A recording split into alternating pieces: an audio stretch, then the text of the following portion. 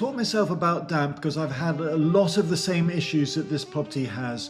So in this property, it's been damp proofed in the past. You can see the stains as dampness above the area that was damp proofed. And that is because the damp proofing treatment reduces the breathability of walls, it causes heat loss, it increases the risk of condensation forming elsewhere. So to understand the damp proofing industry, you have to understand that damp proofing was there to stop the rise of groundwater. That's the water under the water table. But in London, groundwater is pumped out. Historically, there were issues of hygroscopic salts, such as seen on this building in Clapham. But hygroscopic salts primarily come from either horse urine, or from the burning of coal, mainly calcium nitrate. You don't have that issue in this property, but what you do have is condensation. So to understand damp, if you had groundwater flooding, you would have water up the walls evenly across the whole property. You don't have that. What you have is you've got rust and dampness on the walls from condensation, excess vapor from insufficient ventilation. You've got mold in the cupboard. Mold only grows where relative humidity goes above 85%. It's inhibited by the salts that you also find in groundwater. The calcium nitrate will inhibit mold growth. So when you have it at the base of the wall, you know it's nothing to do with groundwater or rising damp, and therefore no need for damp proofing treatment. It's to do with heat loss.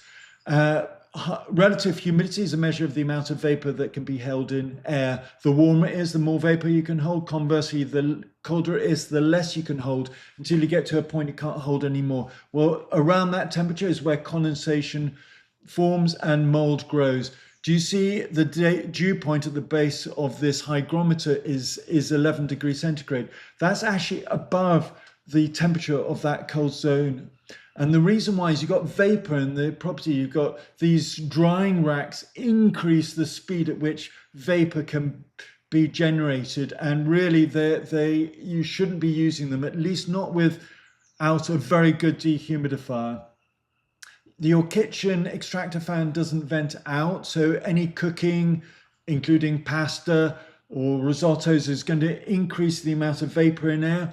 The bathroom extractor fan essentially wasn't working. It was blocked up.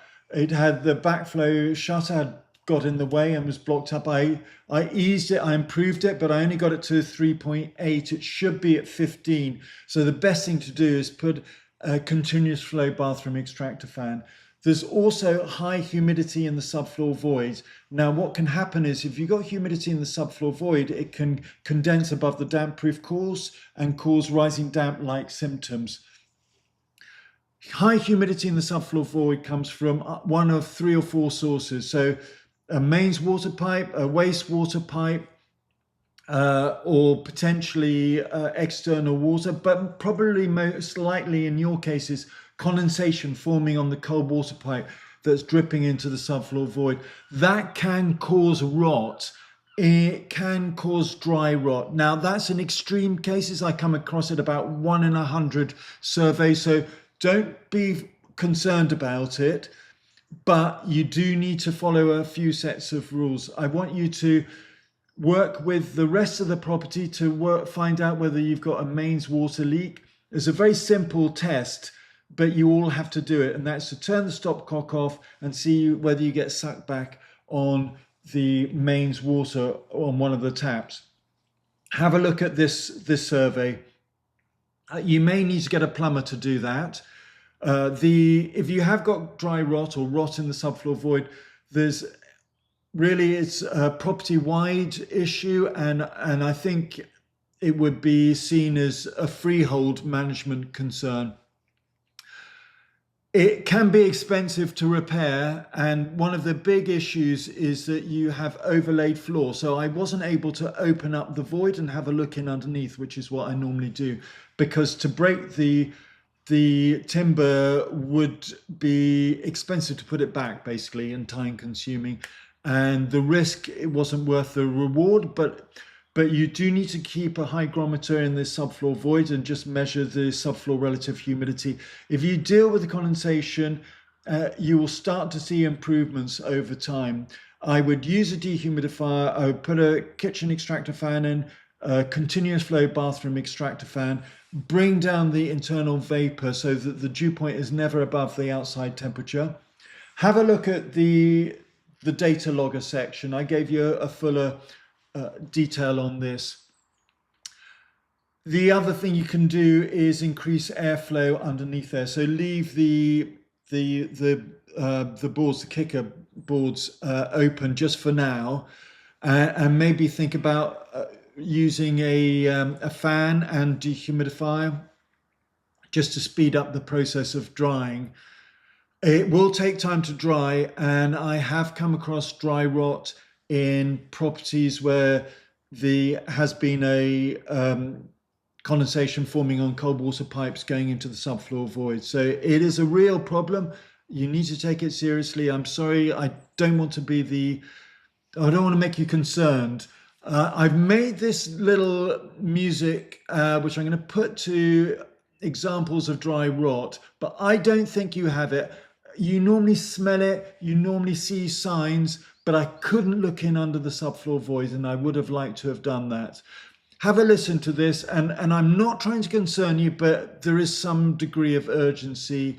I think over the next month, you need to at least have tested to check that you've got that you don't have a leak, and do that on a property-wide basis. And you may need to get a plumber in, and I'm going to give you a suggestion for a plumber there. The subfloor ventilation is not as good as it could be, but it's probably no worse than a majority of properties. So I wouldn't worry too much about that.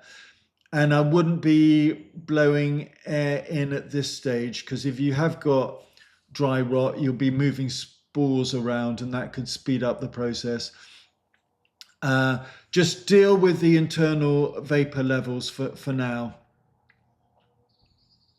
Have a listen to this song, and I really don't, I'm just using it as an illustration. It's quite a complex song, and I put some words to it.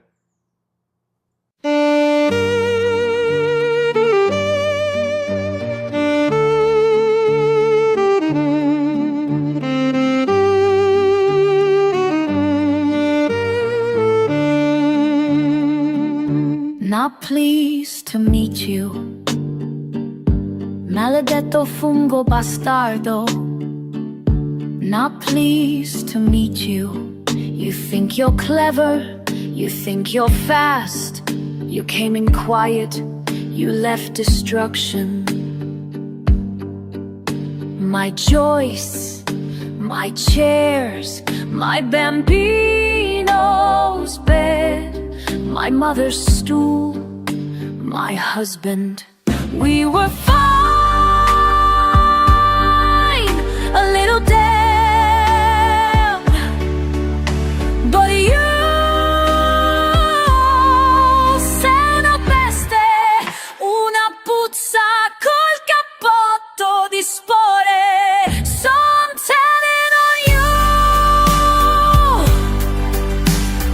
you fungus face, the spores for brains, ti troveranno, ti giuro.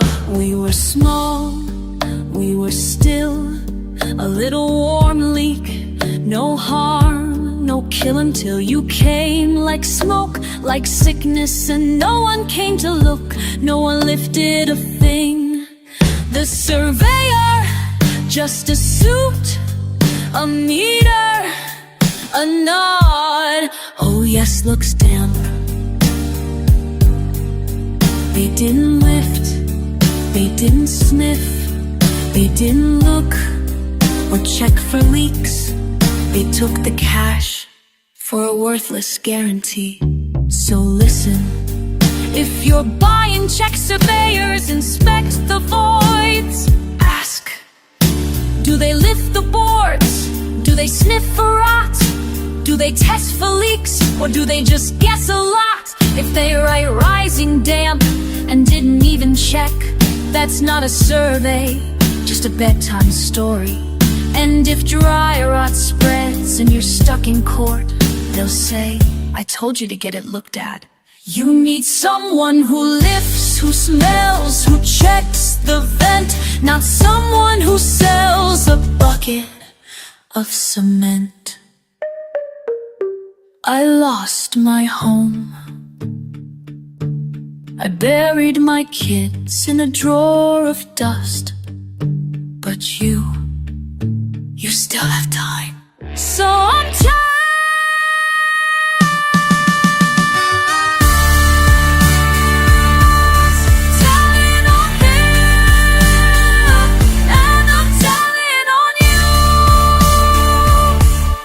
E se non controlli quel vuoto sotto il pavimento, che Dio ti aiuti.